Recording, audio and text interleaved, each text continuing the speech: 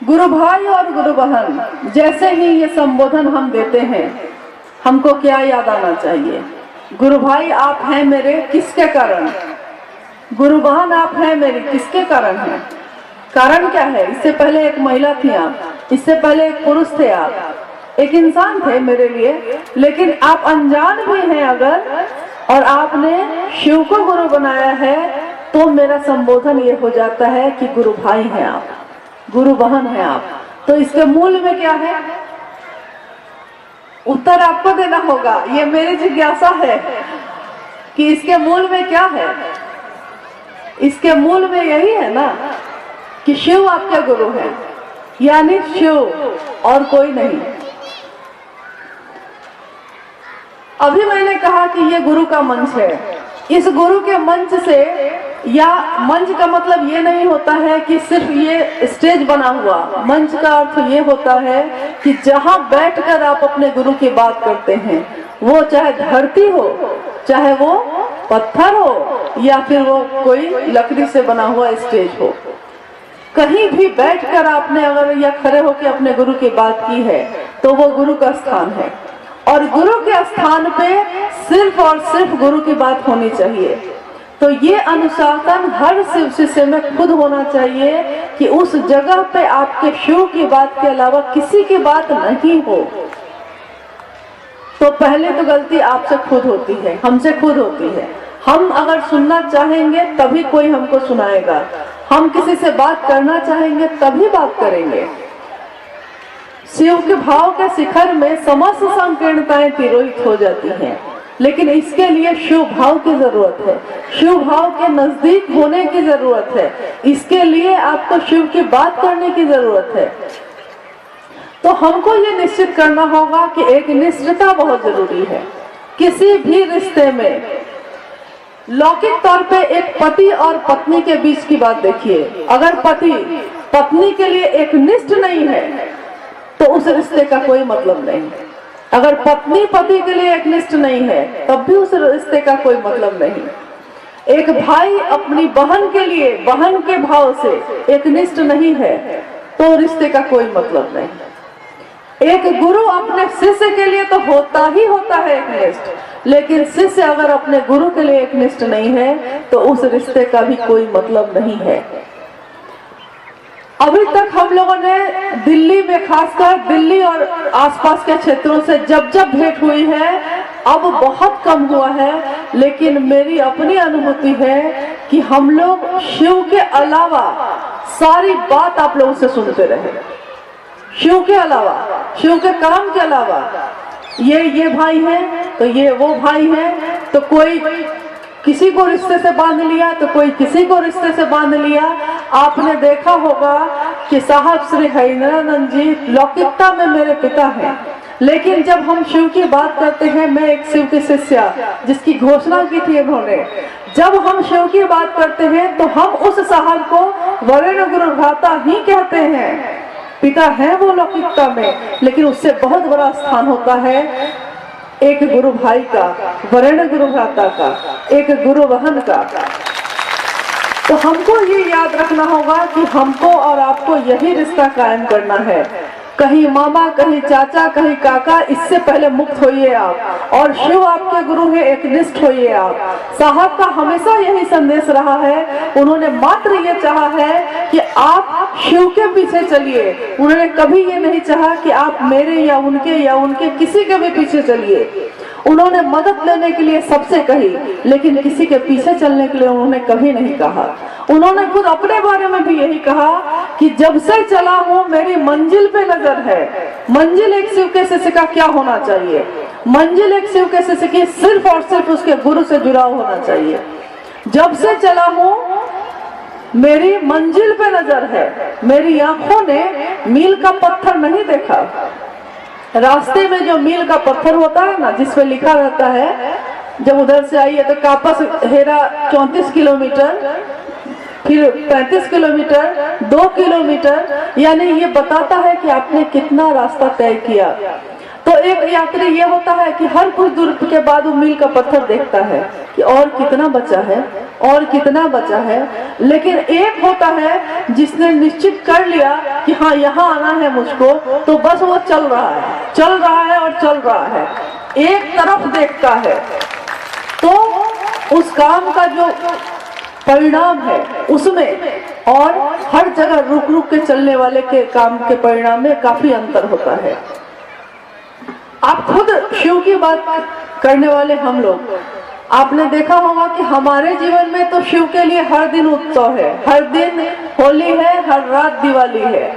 लेकिन हमारे जैसे और भी बहुत सामान्य लोग हैं जिनके जीवन में अभी शिव की शिष्यता नहीं आई, लेकिन शिव से जुड़ाव है, भगवान के रूप में है या किसी भी रूप में है। सावन में जब हम यात्रा करते हैं शिव के लिए जल लेकर, यानी शिव पे जल चढ़ाना है ये सोच के, शिव की पूजा करने के लिए जब हम लोग कांवड़ में जल लेके चलते हैं, तो जैसे आप में से कितने लोग ऐसे हैं जो कभी सावन में जल लेके चले हो? कभी ऐसा हुआ है क्या? बचपन में मैं खुद 2 बार गई हूँ, अब तो जरूरत ही नहीं पड़ती, लेकिन पहले 2 बार गई थी अपने परिवार के साथ, और मैंने जो देखा है उस अनुभूति को आपको बताती हूँ। आप में से भी कुछ लोग ने हाथ उठाया कि हाँ हम लोग भी गए हैं। शिव पे जल चढ़ाना है, शिवलिंग पे जल चढ़ाना है, मन में ये निश्चय आ गया है, एक जगह आपने मन में स्थिर कर लिया है कि मुझको उस जगह पे जाना है। आपने शिव के नाम का एक जल लिया है, एक लोटे में कांवड़ लिया है, और आपने एक अपनी मंजिल निश्चित कर ली है। आप चल रहे हैं, बोलबम बोलबम बोलबम से पूरा माहौल गुंजायमान है। आप चल रहे हैं, आपके साथ असंख्य लोग चल रहे हैं, वो असंख्य लोग भी चल रहे हैं, आप ही के साथ चल रहे हैं, आप उनके साथ, वो आपके साथ।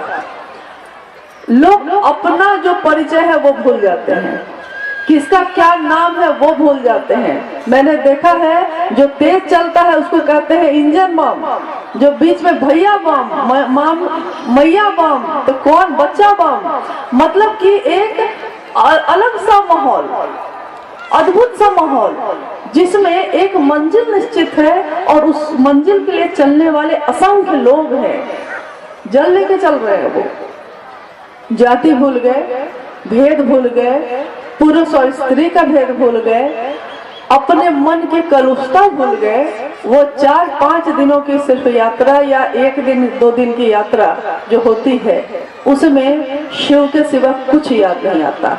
लेकिन आप चलते सबके साथ हैं, आप उठते बैठते सबके साथ हैं, आप नहाते हैं, खाते हैं, यहाँ तक कि खा लिए हैं तो माफी मांगते हैं कान पकड़ के उठ बैठ के, सबके साथ हैं आप। लोग दूर से देखते हैं तो लगता है कि सब एक साथ चल रहे हैं, लेकिन कोई किसी के साथ मन से नहीं है। मन में उसका जुड़ाव शिव से है, उस समय एकमात्र शिव से, एक ही मंजिल है। अब आइए जरा हम लोग अपने जीवन के बारे में विचार करते हैं। साहब श्री हरिनारायण जी ने कहा कि शिव हमारे गुरु हैं। आपने माना, मैंने माना, हमारे जैसे लाखों करोड़ों लोगों ने माना। हमारे मन में ये निश्चय उन्होंने डाला कि आपके गुरु शिव हैं, आपको किसी की जरूरत नहीं, आपके गुरु शिव हैं, बार बार डाला।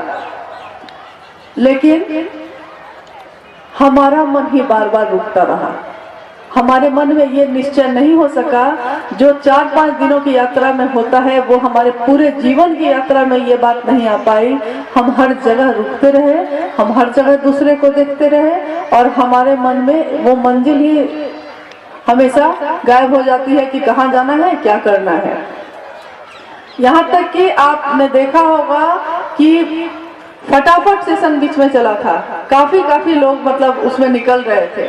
तो बहुत ऐसी जगह थी जहाँ पे लोग खुद में मिल के चलने लगे, लेकिन बहुत ऐसी जगह भी थी, बहुत ऐसी जगह भी रही जिसमें कहने को तो गुरु भाई गुरु बन रहे वो, लेकिन बाहर जाकर पूरा घूम फिर के अपना, किसी ने उत्तराखंड चुन लिया, किसी ने हिमाचल प्रदेश चुन लिया, किसी ने कुछ चुन लिया, किसी ने कुछ चुन लिया, कोई राजस्थान जा रहा है तो कोई केरल और तमिलनाडु जा रहा है, और यहाँ तक कि मुख्यालय जाके वो बोल रहे हैं कि केरल जा रहे हैं, लेकिन पता चलता है कि 2 दिन तो फटाफट किया था वहाँ और 2 दिन घूमने में बिताया था।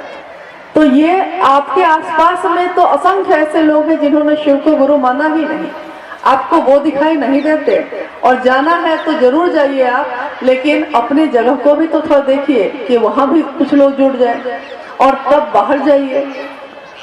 तो ये कलुषता, ये चीजें जो हमारे मन को जकड़ती हैं, जैसे ही आप निश्चित कर लेते हैं कि मेरी मंजिल शो है, मुझको चलना इन असंख्य लोगों के साथ है, लेकिन मन से रहना किसी के साथ नहीं है, मन से जुड़ना किसी के साथ नहीं है। और देखिए, आपको कोई कष्ट नहीं होगा, आपको कोई दर्द नहीं होगा, आप मुक्त मन से बहुत अच्छे से, चाहे आज आपको ये भाई मिले तो आप इनके साथ में चलिएगा, वो भाई मिले तो आप उनके साथ में चलिएगा। आपके गुरु शिव है, शिव की बात होनी है। ये नहीं होना चाहिए कि हम इस ग्रुप में हैं, हम इन्हीं के साथ चलते हैं, हम उन्हीं के साथ चलते हैं। अगर ऐसा साहब हरिनानंद जी ने किया होता तो सोचिए, क्या आप दिल्ली में या राजस्थान में या हरियाणा में नजर आते? पता चलता कि जो शिव को गुरु मान रहा है वो फिर रांची में उनके पास बैठा हुआ है, यही पता चलता। लेकिन ऐसा उन्होंने कभी नहीं किया।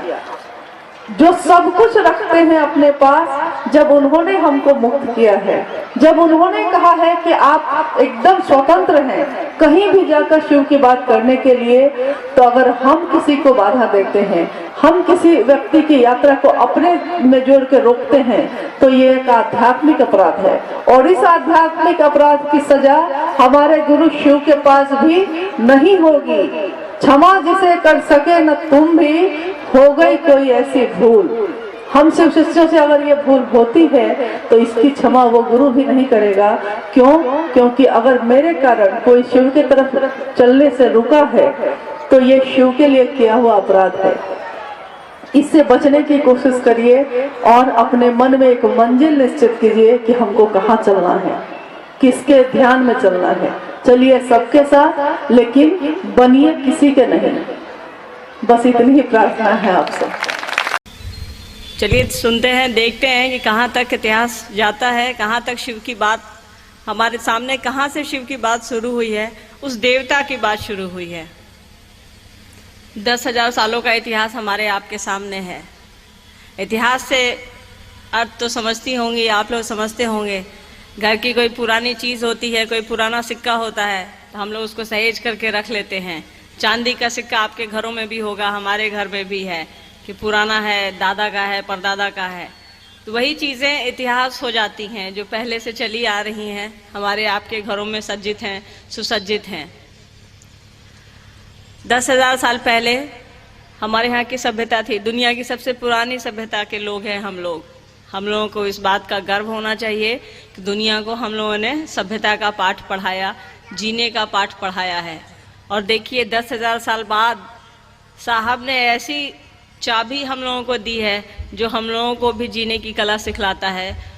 साहब ने शिष्यानुभूति में लिखा है, शिव से आया ज्ञान जीने की कला सिखलाता है। तो 10,000 साल पहले दुनिया को हम लोगों ने जीने की कला दी है, और साहब 10,000 साल बाद साहब ने हम लोगों को भी जीने की कला दी है। वो शिव को गुरु स्वरूप दिया है, हम लोगों को, उनको हम लोगों के बीच लाकर रख दिया है। ये अंतर है 10,000 सालों का, ये किसी ने नहीं किया है। विश्वामित्र की धरती है ये, विश्वामित्र खुद शिव के शिष्य रहे हैं, पर विश्वामित्र ने न हमें बताया, न आपको बताया, न पीछे गुजर गई पीढ़ियों को भी नहीं बताया कि शिव मेरे गुरु हैं, आपके गुरु हो सकते हैं। इतिहास हमारा शिव के गुरु रूप से पटा पड़ा है, पर किसी ने ये नहीं कहा कि मेरे गुरु हैं, आपके भी हो सकते हैं।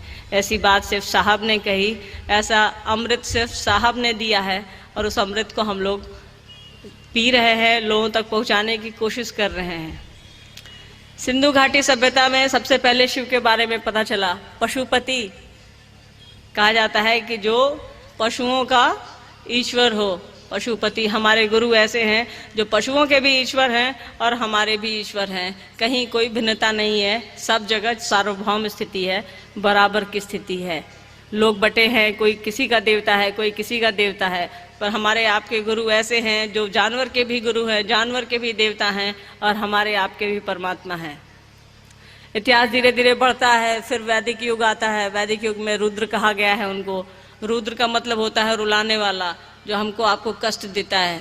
कभी माँ डांट देती हैं तो कहते नहीं कि बहुत रौद्र रूप में आ गई है माँ, वही महादेव का रौद्र रूप है, लोग उससे डरा करते थे। फिर धीरे धीरे इतिहास आगे बढ़ता है, उनको शिव कहा गया, शंकर कहा गया, परमात्मा कहा गया, सदाशिव कहा गया, दक्षिणामूर्ति कहा गया, पंचानन कहा गया। ये सभी शिव के नाम हैं। इतिहास में समय समय के हिसाब से उनको दिया गया है।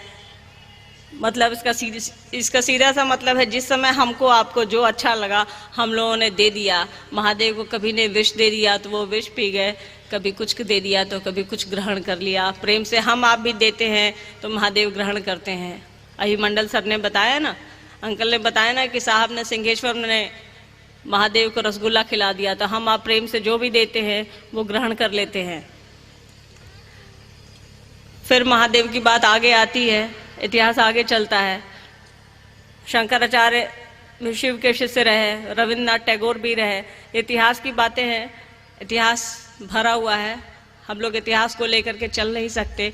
हम लोगों को इतिहास को वर्तमान में बदलना है, और ये वर्तमान में बदलाव तभी हो सकता है, अभी तभी हो सकता है जब हम लोग साहब की बात लोगों तक पहुंचाएंगे, दीदी की बात लोगों तक पहुंचाएंगे।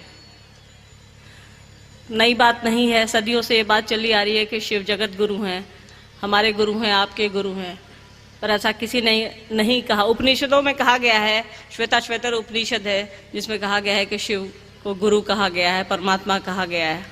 उसके गुरु स्वरूप की ही बात साहब कहते हैं, उन्हीं की बात हम लोगों को लोगों तक पहुंचाना है।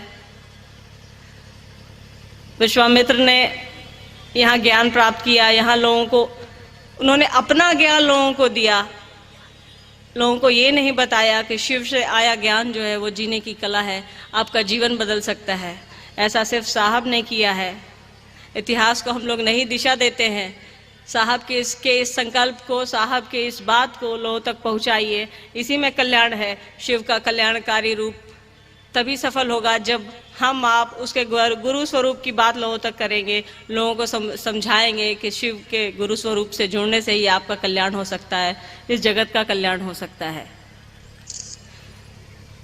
महादेव की बात साहब कहते हैं ना कि महादेव से बात, अगर आप उनसे जुड़िएगा तो महादेव से बात करना भी संभव है हमारे आपके लिए, और उसमें आपका जुड़ाव होना चाहिए।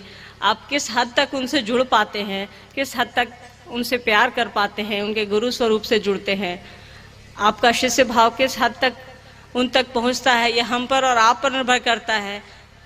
हम लोग किसी अपने के लिए कितना चिंतित रहते हैं, कभी अपनी चप्पल के लिए, कभी अपने कपड़े के लिए, कभी घर की टूटी हुई छत के लिए।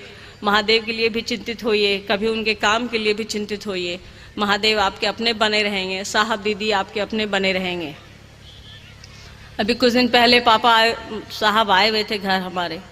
वो तो कहीं जाते नहीं, शिव चर्चा से ही उनको फुर्सत नहीं रहती, पर हम लोगों के विशेष आग्रह पे वो पटना आए थे। उन्होंने कहा कि महादेव को तो हम लोग एक कमरे में बंद रखे हैं, जैसे महादेव को, उनके गुरु स्वरूप को हम लोगों ने इतिहास में बंद कर रखा है, वैसे ही महादेव को एक कमरे में बंद कर दिए हैं। जैसे घर के बड़े बुजुर्ग एक कमरे में रहते हैं, टाइम टू टाइम हम उनको खाना दे देते हैं, उनसे पूछ लेते हैं भूख लगी है तो कुछ नाश्ता दे देते हैं, वैसे ही हम लोगों ने महादेव को समझ लिया है। सुबह हुई तो प्रसाद चढ़ा देते हैं, वो भी मिश्री का दाना दे देते हैं। उनसे कभी हम आप पूछते हैं कि आज आप क्या खाएंगे? अपने बच्चे से हम आप ज़रूर पूछते हैं कि आज आप क्या खाएंगे। अपने पति से पूछते हैं, अपनी माँ से पूछते हैं कि क्या खाइएगा, वही बना देते हैं। महादेव को हम लोग आप लोग इतना महत्व भी नहीं देते, मन से कम उनसे पूछ सकें। साहब ने यही बात इस बार हम लोगों को कही कि महादेव से किसी अपने जैसा प्रेम कीजिए, अपने बच्चे जैसा प्रेम कीजिए। अगर बच्चे तक भी नहीं कर सकते हैं तो कम से कम अपनी चप्पल जैसा तो प्रेम कर लीजिए। उनकी इस बात को समझने का प्रयास कीजिए। हम लोगों को भी 3 दिन लगे उनकी इस बात को समझने में। रामविलास जी यहाँ बैठे हैं, वो भी वहाँ थे। साहब दुखी थे कि महादेव को हम लोग बस एक कमरे तक सीमित रख दिए हैं, एक कोना दे दिया गया है। शाम हुई आरती कर लिया, रात हुई एक बार प्रणाम कर लिया, उससे प्रेम नहीं करते हैं। रूटीन की तरह उनसे जुड़े हैं, जैसे स्कूल जाना है, बच्चे को भेजना है, भेज दिया, ले आए, खाना बना दिया, खा लिया और सो गए। महादेव को अपना समझ के उनसे प्रेम कीजिए, वो आपके बने रहेंगे। उनके गुरु स्वरूप से उनसे दया मांगिए कि हे शिव, आप मेरे गुरु हैं, मुझ पर दया कीजिए, मैं आपका शिष्य हूँ, ताकि आपका काम मैं कर सकूँ, साहब का दिया हुआ संकल्प लोगों को बता सकूँ, लोगों को समझा सकूँ। इसमें कोई कठिनाई नहीं है, बहुत छोटी सी बात है। ये 3 सूत्र है जो साहब का दिया हुआ है, आपको बताने की ज़रूरत नहीं है कि 3 सूत्र क्या है। इसी 3 सूत्र को आगे लेकर के हम लोगों को साहब की बात आगे बढ़ानी है, लोगों को बताना है, पूरी दुनिया को बताना है। 2015 बीत चुका, 24 दिन बचे हैं हमारे आपके पास। साहब का संकल्प अभी पूरा नहीं हुआ है, हमारी आपकी कोशिश होनी चाहिए। अभी रामलीलाचार्य ने कहा ना कि बिहार में कुछ नहीं कर रखा है, बाहर निकलिए। उनके कहने का मतलब ये नहीं था कि इस धरती में कुछ नहीं रखा है, कहने का अर्थ था कि लोगों को बताइए, बाहर निकलिए, लोगों को समझाइए। बिहार में तो हम आप इतने लोग, इतनी संख्या में लोग हैं, शिव शिष्य हैं, बाहर निकलने की ज़रूरत है ताकि साहब का संकल्प पूरा हो, उनकी बात लोगों तक पहुंच सके। 3 सूत्र का पालन कीजिए, महादेव को प्रणाम करना, लोगों को बताना और उनसे दया मांगना, ये हमारा काम है। साहब ने पहले सूत्र में लिखा है ना कि शिव आप मेरे गुरु हैं, मैं आपका शिष्य हूँ, आप उनसे संबंध बनाइए। दोनों संबंध चलते हैं, ये रेसिप्रोकल है, एक तरफ से कुछ चीज़ें नहीं चल सकती, दोनों तरफ से चलती हैं। तो आप उनसे अपना संबंध बनाइएगा, अपना शिष्य भाव अर्पित कीजिएगा, वो आपकी तरफ अपना दया भाव देंगे और दोनों मिलकर के ही आपका कल्याण हो सकता है।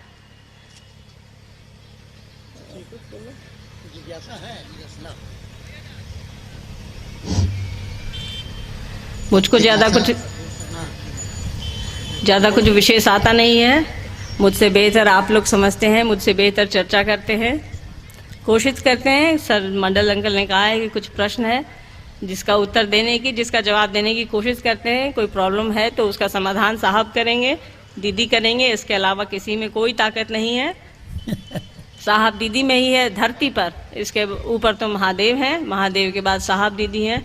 साहब से मिला कीजिए, रांची जाया कीजिए, साहब जहाँ रहें वहाँ जाया कीजिए, क्योंकि उनसे मिलने पर ही एक ऊर्जा मिलती है जिसको लेकर के हम आप आगे बढ़ सकते हैं, महादेव का काम कर सकते हैं, पूरी दुनिया को बता सकते हैं उनके संकल्प को लेकर के। साहब से मिलते रहिए, उनकी बात समझिए, उनकी बात सुनिए। मान लीजिए जिज्ञासा आई है, शिव शिष्यता में आपने साहब श्री हरिनानंद जी को क्या महसूस करते हैं? मेरे तो पिता हैं, चूंकि प्रश्न है शिव शिष्यता में क्या महसूस करते हैं, तो बहुत गहरा प्रश्न है। क्या बताएं, वो आप बड़े गुरु भाई कहती हैं उनको, आप सभी हम सभी बड़े गुरु भाई कहते हैं। प्रश्न बड़ा भ्रमित कर रहा है, आपको करे ना करे, मुझको तो जरूर कर रहा है। अपना समझ कर कि मतलब पापा को क्या समझे और क्या समझेंगे, अपना पापा समझते हैं। साहब है, साहब इसलिए साहब है कि महादेव ने उनको चुना है हमारे आपके बीच भेजने को, हमारे आपके बीच संदेश देने को। हमसे आपसे महान हैं, तभी हम आप उनकी बात सुन करके यहाँ हैं। देखिए, अब इतिहास विषय था, विश्वामित्र के भी गुरु हैं महादेव, ये इतिहास है, पर उन्होंने इस इतिहास को वर्तमान नहीं बनाया है। वर्तमान बनाने का कलेजा सिर्फ और सिर्फ साहब में है और दीदी में है, क्योंकि महादेव ने साहब को ही चुना है। इसलिए इसलिए ये विश्वामित्र की धरती है, बहुत अच्छी बात है। हम लोग इसको साहब और दीदी की धरती बनाएंगे, महादेव की धरती बनाएंगे इसको। चलिए अगली जिज्ञासा है, गुरु तो शिव है, तो साहब जी से मिलना क्यों जरूरी है? आपकी इच्छा नहीं होती है बड़े भाई से मिलने की, नहीं मिलिए, छोड़ दीजिए। पर ये याद रखिएगा कि वो आदमी हमसे आपसे अलग है, तभी महादेव ने उनको कहा है, हमको और आपको नहीं कहा है। कम से कम यही सोच करके तो उनसे मिल लीजिए। गुरु तो महादेव ही हैं, वही गुरु पद को सुशोभित करते हैं, हमारी आपकी सीमा से बाहर है। नमः शिवाय ही क्यों, ओम नमः शिवाय क्यों नहीं? हम आप जेवर खरीदते हैं, जेवर का डब्बा समेत कान में थोड़े पहन लेते हैं भैया। ओम एक अलग मंत्र है, नमः शिवाय शिव का मंत्र है, पंचाक्षर कहा गया है शिव के मंत्र को। अगर आप ओम नमः शिवाय कहेंगे तो वो 6 अक्षर का हो जाएगा, और वो मंत्र नहीं है। ओम एक अलग मंत्र है, नमः शिवाय एक अलग मंत्र है, जो शिव का मंत्र है। नमः शिवाय मतलब शिव को प्रणाम, नमः शिवाय ही उनका मंत्र है। एक अगला है, भाई गुरुदत्त शर्मा, देवल, गाजीपुर, उत्तर प्रदेश। हरि व्यापक सर्व परमात्म समाना, रामचरित मानस में चौपाई है। तो अगर हर जीव में शिव है तो बिना शिव के ये शरीर सब हो जाता है, ये तो सही है। तो जिज्ञासा हमारी यह है कि जब परमात्मा हर जीव में है तो क्यों एक इंसान दूसरे इंसान से ईर्ष्या, द्वेष, घृणा, एक दूसरे को मारना, काटना, लूटना, ऐसा विचार बनाए हुए है? ऐसा क्यों? हमें बताने की कृपा। अज्ञानता। परमात्मा हमारे आपके अंदर है, कण कण में है। पर कबीर ने कहा है ना कि परमात्मा के बारे में भी गुरु ही समझाते हैं, गुरु ही बताते हैं। इसलिए महादेव को गुरु बनाना जरूरी है, वही आपको बताएंगे। अच्छे बुरे की पहचान गुरु ही बता सकते हैं। इसलिए माँ को सबसे पहले गुरु कहा गया है, क्योंकि माँ ही सबसे पहले अच्छे बुरे की पहचान बताती है। और अगर जगत की बात होगी, लौकिक जीवन और पारलौकिक जीवन की बात होगी, तो ये एकमात्र महादेव ही कर सकते हैं। इसलिए महादेव को गुरु बनाइए, अपना गुरु बनाइए, उनको लोगों को समझाइए। परमात्मा जिस दिन महादेव का शिष्य आप हो जाएंगे, साहब ने लिखा है ना, महादेव की शिष्यता जीवन जीने की कला सिखलाती है। जीवन जीने की कला यही है कि हम आप सभी एक हैं, सभी बराबर हैं, और ये आप धीरे धीरे सीख जाएंगे, समझ जाएंगे। आप सबों को, वो मेरे गुरु भाई हों, गुरु बहने हों या प्रियजन हों, सबको मेरा प्रणाम। ये कोविड-19 की त्रासदी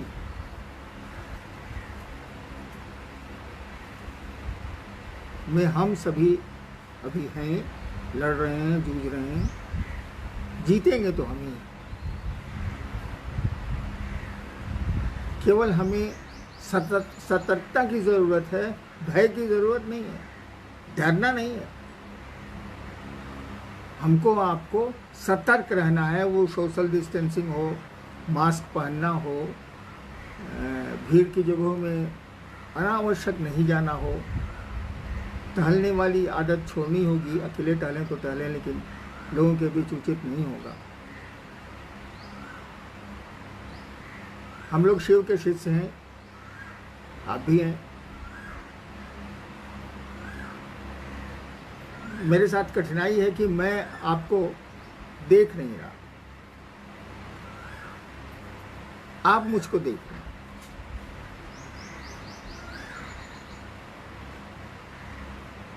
इसलिए आपने सोशल डिस्टेंसिंग का पालन किया है कि नहीं, आप सतर्क हैं कि नहीं, ये आप ही बता सकते हैं। मैं तो, आप दिख नहीं रहे हैं तो मैं तो नहीं बता सकता।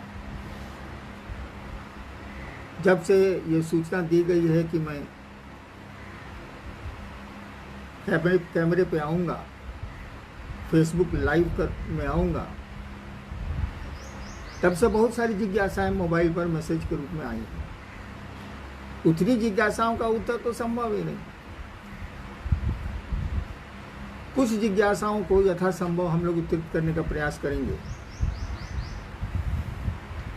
और ये प्रयोग अगर सफल रहा, आपने सोशल डिस्टेंसिंग कायम रखी, सतर्क रहे आप कोविड-19 के में, लॉकडाउन में, तो हो सकता है कि अगले सप्ताह फिर शुक्रवार को 1 बजे मैं फिर आपसे मिलूं। और अगर आपने नहीं किया तो ये भी बंद होने के कगार पर होगा। आइए देखते हैं आपने क्या जिज्ञासाएं भेजी। पढ़िए जी। सबसे पहले तो ये है कि साहब आप कैसे हैं, ये सब कोई जानना चाहता है कि साहब अभी कैसे हैं, स्वस्थ हैं कि नहीं, और हम लोग के लिए उनके तरफ से क्या निर्देश है, क्या मैसेज है। मैं स्वस्थ हूँ। अब उम्र का पड़ाव जो कह लीजिए, मैं स्वस्थ हूँ। लेकिन मैं जानना चाहता हूँ कि आप तो स्वस्थ हैं ना। अब तक जो मुझको सूचनाएं मिली हैं क्षेत्रों से, आप स्वस्थ हैं। हम तो स्वस्थ हैं, लेकिन अस्वस्थों की मदद करना भी हमारा काम है। हमने तो पेट भर लिए हैं, लेकिन दूसरे भी खाएं, भोजन करें, इसकी भी जिम्मेदारी हमको आपको लेनी होगी। मनुष्य पैदा तो अकेले होता है, लेकिन जीता है इस समाज में, और सामाजिक दायित्व उसके होते हैं। इसलिए हम लोगों को इस दायित्व का भी निर्वहन पूरी सतर्कता के साथ करना है, लोगों की मदद करनी है, लोगों की सहायता करनी है। आप स्वस्थ रहें, ये मेरी अपने गुरु शिव से प्रार्थना है। और एक बात जान लीजिए, आप देखेंगे शिव के बारे में कथा है कि उन्होंने विषपान किया। शिव की पूजा में, शिवालयों में आप देखेंगे कि जो पुष्प या सामग्रियां अर्पित की जाती हैं, उन सामग्रियों में अमूमन वे ही द्रव्य हैं जो जहरीले हैं। वो धतूरा हो, बेल का पत्ता भी जहरीला होता है, ये कीटाणुओं को मारता है। और जो भी सामान चढ़ते हैं उनको, सामान्यतया जो चढ़ते आ रहे हैं, उसमें कुछ न कुछ विष है, रहता है। और ये कोविड-19 भी एक विषाणु है।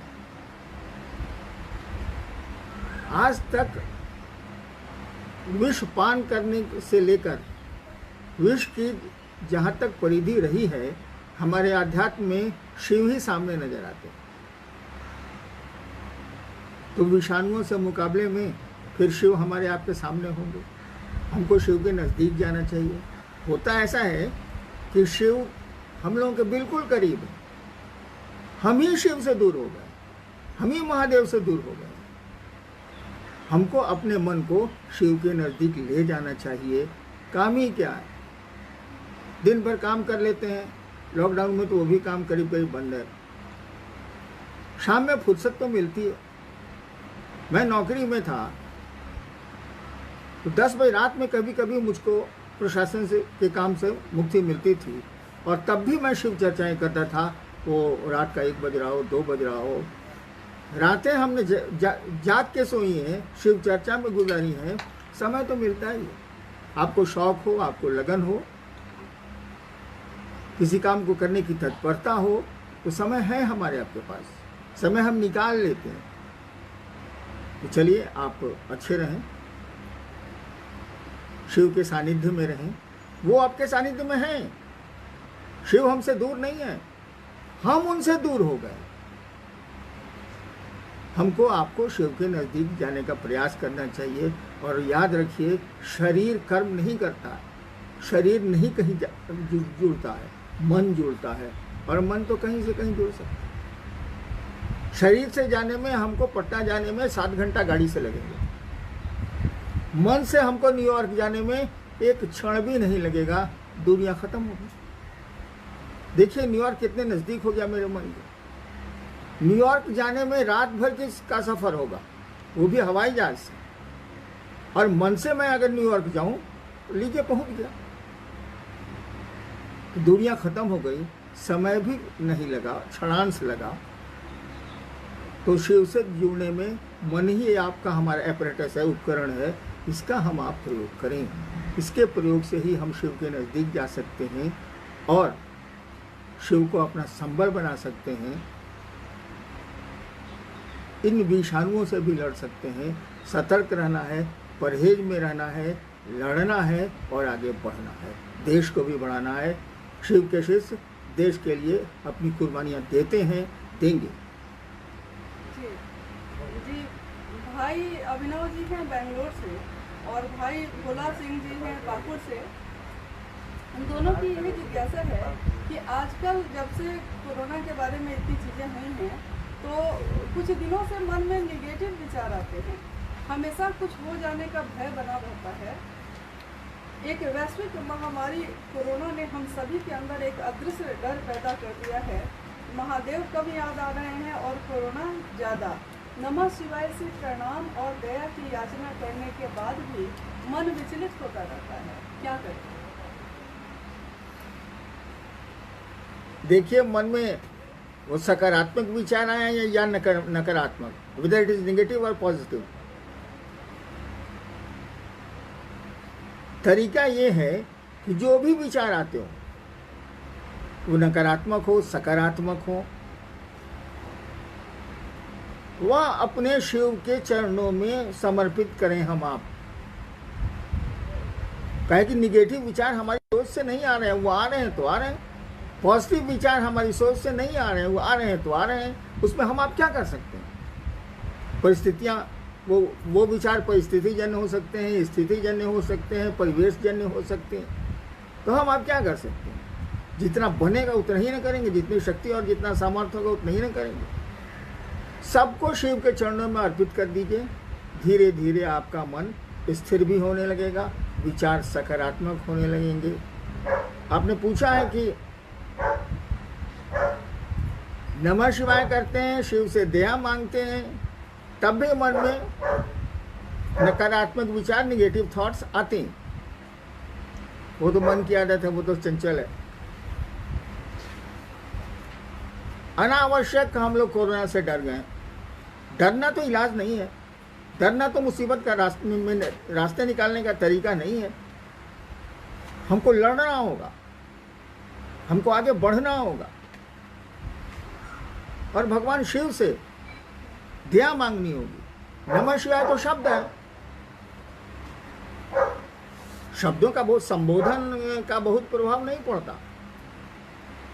संबंधों में तो भाव का प्रभाव पड़ता है। आपने हमें नमः शिवाय किया, क्या हमारे आपके मन ने उस शिव को प्रणाम किया? प्रणाम का भाव आया? अगर प्रणाम का भाव आ रहा है, अगर शिव को प्रणाम करने की मन स्थिति बन रही है, तो नमः शिवाय बहुत जरूरी नहीं। नमः शिवाय का सहारा लेके शिव को प्रणाम किया जाए, ठीक है, सहारा में काम करता है वो, लेकिन नमः शिवाय का सहारा शिव के को प्रणाम करने की भाव स्थिति में जाने के लिए लिया जाए। और अगर आप शिव भाव से, शिव से भाव से, या जो कहिए भक्त के भाव से शिव को प्रणाम करते हैं, वो प्रणाम आपका परिणामदायी होगा, आपके मन को स्वच्छ रखेगा, स्थिर रखेगा, शांत रखेगा, उसको सकारात्मक दिशा देगा। शिव में तो निगेटिव ऊर्जाएँ हैं ही नहीं, उनकी शक्तियों में भले हैं, लेकिन हमेशा जान लीजिए जहाँ निगेशन है वहाँ पॉजिटिव है, जहाँ पॉजिटिव है वहाँ निगेशन है। हर सृजन में संहार है, हर संहार में सृजन की कामना। नेक्स्ट जी, चांदनी गुरुभान है पटना से कहती हैं कि प्रेम में इतने फासले क्यों होते हैं, प्रेम में इतनी पाबंदियां क्यों होती हैं? प्रेम में पाबंदियां तो होंगी। प्रेम की आदत है कि ये दो सत्ताओं में पैदा होता है। प्रेम दो सत्ताओं में पैदा होता है, एक प्रेमी और एक प्रेम का पात्र। दो सत्ताओं में ये पैदा तो जरूर होता है, लेकिन दो सत्ताओं में रहना नहीं चाहता। ये दो सत्ताओं को एक करता है। कबीर की वो पंक्ति याद करिए, प्रेम गली अति साकरी, नेरो, प्रेम गली अति साकरी, जामे कुटुंब न समाए। जामे क्या तो है ऐसे कुछ, दो ही न समाए, दो ही न समाए, यानी दो से शुरू होता है, दो में रहता नहीं है ये। लेकिन जैसे दो से एक होगा ये, जैसे दो सत्ताओं में पनपा है प्यार और एक होगा ये, अब प्यार मरने लगेगा, अकेले रहता नहीं है, इसलिए फिर बिलगाव होगा, फिर फासले होंगे, और फिर फासले होंगे, फिर प्रेम एक करेगा, फिर फासले होंगे, फिर प्रेम एक करेगा। शिव और शक्ति की यही व्याख्या आई है। वो भगवती शिव से इतना प्रेम करती हैं, लेकिन प्रेम जब करेंगी तो दोनों सत्ताएं एक होंगी, और जैसे दोनों सत्ताएं एक होंगी, अब प्रेम टूटेगा, प्रेम अकेले रहता ही नहीं है, दो मिल जाएगा, और ये हर पल चलता रहता है, ये विरह मिलन, विरह मिलन, विरह मिलन। तो प्रेम में तो फासले होंगे। पाबंदियाँ तो हमारे आपके जीव भाव के चलते हैं, हमारे अपने कर्म, अपने स्वकर्म है, हम लोग का अपना किया हुआ कर्मफल है, जिससे पाबंदियाँ भी लगती हैं और छूट भी मिलती है। जी, भाई आलोक जी कटिहार से हैं कि इतनी कठिनाइयों के बाद भी मैं जगत को ही क्यों चाहता हूँ, शिव मंत्र भारी क्यों नहीं होते? है क्या कि वो शिव जीव भाव में, जगत के भाव में हमारे आपके रूप में दिख रहा है। वही शिव जब जीव भाव में आता है, सृष्टि की इच्छा करता है, तो जगत और जीव सृष्टि होता है। तो जीव भाव की कामना से हमारा हम आप सृष्टि है, मनुष्य सृष्टि है, बनाई है, तो जीव भाव तो रहेगा ही रहेगा। वो तो बाई बर्थ है, प्रेम भी बाई बर्थ है, लेकिन जगत से जीव भाव रहेगा ही रहेगा। और जब जीव भाव रहेगा तो सोच में भी जगत होगा। यहाँ शिव भाव को लाना पड़ता है। आप गुरु के सानिध्य से लाइए, गुरु कृपा से लाइए, गुरु की दया से लाइए, लेकिन यहाँ शिव भाव लाना पड़ता है। उसके सीड हमारे आपके बीच हैं, हमारे आपके प्राण में हैं, हमारी आपकी में आए हुए हैं, बने हुए हैं, लेकिन उस सीड को अंकुरित कराना होगा, पल्लवित कराना होगा, पुष्पित कराना होगा, इस तरह से चलना होगा। करिए, शिव को प्रणाम करिए, लगन से करिए, मन से करिए, और सबसे बड़ी बात है भाव से करिए। धीरे धीरे कुंठाएं और अन्य चीज़ें खत्म होने लगेंगी, आपका मन शांत होने लगेगा। जी ओम जी विराटनगर नेपाल से हैं। कैसे हो पाएगा प्रथम और तृतीय सूत्र, जबकि सुबह से लेकर रात तक रक्त बीज की तरह कोरोना जकड़ के रखा हुआ है, हम सभी को जकड़े हुए। ओम जी नेपाल के गुरु भाई भी लगता है कि देख रहे हैं भाई। नेपाल के भी सारे गुरु भाई बहनों को मेरा प्रणाम है जी। पूरी दुनिया में विदेशों से भी तो काफी लोग अभी जुड़े हुए हैं। भैया मेरा सबको प्रणाम है। मैं नत हूँ सबके सामने। क्या सवाल था जी? ये कैसे हो पाएगा प्रथम और हाँ समझ गया मैं। हाँ, शिव शिष्यता के 3 सूत्र सबको मालूम, और ये 3 सूत्र कुछ नहीं है, 3 काम हैं। वो काम इसलिए है कि हमारा मन शिव को भूल नहीं जाए। मन किसी को भूलता है तो संबंध टूटती हैं। मन में आपका कोई संबंध खत्म होने लगे, भूलने लगे आप, तो संबंध सोने लगेगा, आपकी परवाह कम होने लगेगी। तो शिव के साथ भी यही है, वो आपके गुरु हैं, उनके साथ भी यही है। मन भूलेगा तो शिव से आपका सानिध्य कमेगा, संबंध कमज़ोर होगा। और मन इस बात को केवल नहीं भूले, इसको बोलते हैं संकल्प दीक्षा। आपने मन से संकल्प लिया है कि शिव मेरे गुरु हैं, तो ये हमेशा आपको स्मरण रहना चाहिए। इसी के लिए 3 सूत्र दिए गए। दूसरा सूत्र जो दूसरों के साथ शिव चर्चा करना है, दूसरों को भी स्मरण कराना है, दूसरों को भी प्रेरित करना है, और अपने भी शिव की ओर बढ़ना है। दूसरा सूत्र अभी के परिवेश में संभव नहीं है। हम आप घर से निकल नहीं रहे, निकलना सुरक्षित नहीं है। हम लोग कह रहे हैं कि आप घरों में रहें, सुरक्षित रहें। अरे जिंदगी रहेगी तभी न शिव हमारे आपके लिए। शिव तो रहेंगे लेकिन हमारे आपके लिए तो नहीं रहेंगे। अब मरने के बाद क्या होता है ये तो मुझको मालूम नहीं। तो जिंदगी रहेगी तभी। तो प्रधानमंत्री जी ने कहा ना, जान है तो जहान है। तो दूसरा सूत्र तो संभव नहीं है। और मेरी जीवनी को आप देखें, मैंने 1974 में शिव को गुरु माना था, आरा के गांगी स्मशान में। 8 वर्षों तक मैंने किसी से नहीं कहा कि मैंने शिव को अपना गुरु बनाया। यही कोई चर्चा नहीं हुई, कोई बात नहीं हुई। लेकिन एक संकल्प था, एक निश्चय था, वो भी दृढ़ निश्चय था कि मैंने शिव को गुरु माना है, अब उन्हीं को गुरु मानूंगा, जो होगा सो देखा जाएगा। अगर आप दृढ़ निश्चय पर खड़े हैं, शिव आपके गुरु हैं, शिव का आपको संबल मिला हुआ है। शिव का संबल तो सबको मिला हुआ है, हम ही लोग छोड़ देते हैं। अगर हमको आपको शिव का संबल मिला हुआ है, प्राप्त है, तो कोविड-19 से कहाँ डर रहे हैं भैया? किसी से डर जाना तो कोई इलाज नहीं है। अब कोई मौत से डर के कोई काम ही नहीं करेगा। मौत तो ऐसे भी आनी है, आज नहीं तो कल। यहाँ जो भी आया जाएगा। तो कोविड-19 से क्या डरना, उसे लड़ना है। मैंने कहा नहीं, आप सतर्क रहें, लड़ें, दूसरों की मदद करें, अपने भी सुरक्षित रहें, दूसरों को भी सुरक्षित रहने के लिए प्रेरित करें, कोशिश करें, सलाह दें, जो बन सके सो करें। डरने से कैसे काम चलेगा? मैं 72 साल का आदमी डर जाऊंगा तो मेरे प्राण धुक धुक करके यही निकल जाएंगे। डरने से काम चलता। और जब जानते हैं कि मौत आनी है तो मौत से क्या डर रहे हैं, वो तो आनी ही आनी है। हाँ, बीमारी है, उसे लड़ेंगे हम तो शिव के शिष्य हैं, लड़ेंगे, देश को भी बचाएंगे, दुनिया को भी बचाएंगे, समाज को भी बचाएंगे। इसलिए घबराना नहीं है, हम आप घबराए नहीं, के में लोग शिव को अपना गुरु माने हैं, तो इस लाखों तक कैसे आप कैसे पहुंचाए? देखिए, मैं तो सरकारी नौकरी में था, प्रशासनिक सेवा में था बिहार में, झारखंड में भी कुछ दिनों तक था।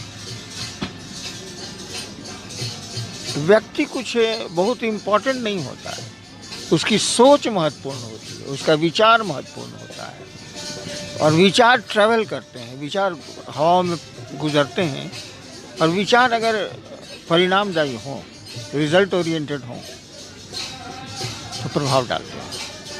और नतीजा हुआ कि 30 साल या 31 साल सरकार में की नौकरी, प्रशासनिक सेवा करने के बाद भी मुझको बहुत छुट्टियां तो नहीं मिलती थी, लेकिन धीरे धीरे ये बात फैलती गई। अब तो देश और देश के बाहर भी है। मैंने शुरू से ही सोचा था कि व्यक्ति को गुरु नहीं माने। बचपन में बहुत व्यक्ति को गुरु माना, मैंने सीखने की कोशिश की। मेरे फादर भी अफसर थे। ये पता नहीं क्यों हमको रास नहीं आया, और मेरे मन में ये बात आई कि गुरु भगवान होता है। कहा ही जाता है गुरु भगवान है, गुरु साक्षात परब्रह्म, आपने ही पढ़ा होगा। तो मेरे मन में आया, श्मशान में बैठा हुआ था 1974 में, तब भगवान गुरु का है नहीं। इट वॉज सिंपल लॉजिक, गुरु भगवान होता है तो ये भगवान गुरु का है। और भगवान का जो भी मेरे पास कॉन्सेप्ट तो नहीं कहिए, एक इन्फॉर्मेशन था, एक सूचना थी कि शिव को कहते हैं। मेरे फादर बिहार में शिक्षा विभाग के डायरेक्टर थे। वो अक्सर मेरी माँ को कहते थे कि शिव को ईश्वर कहा जाता है, शिव को महेश्वर कहा जाता है। तो ये सूचना थी, it was only informative knowledge. और मैंने इसी तर्क पर खुद ब खुद न सुना था, न पढ़ा था, न किसी ने कहा था, मैंने शिव को गुरु मान लिया। तो शिव को ही गुरु क्यों, और भी भगवान है? हाँ, आप अभी कैमरा लेके मेरे पास खड़ी हैं, आप बच्चे को पढ़ाती हैं? कभी मौका मिलता है तो पढ़ाती हूँ। हाँ हाँ, आप शिक्षक नहीं ना? नहीं। यानी पढ़ाने का काम आप नहीं करती हैं। You know ABCD, you know क ख ग, लेकिन आप पढ़ाती नहीं हैं। आप पत्रकार हैं, इलेक्ट्रॉनिक मीडिया में हैं, आपका काम अलग अलग है। तो आप देखिए, और भगवान लोगों की जो कथाएं हम लोगों के पास हैं, कोई धर्म की स्थापना करने आया। एक जिज्ञासा है, राजेंद्र जी रोहतहट नेपाल से हैं। लॉकडाउन को अब अनलॉक किया जा रहा है, भारत में भी, नेपाल में भी और देशों में भी। शिव चर्चा के काफी कार्यक्रम जो पूर्व में तय थे, उनका भी समय निकल गया और हम लोग नहीं कर सके। तो आगे के लिए साहब का आदेश और निर्देश क्या है?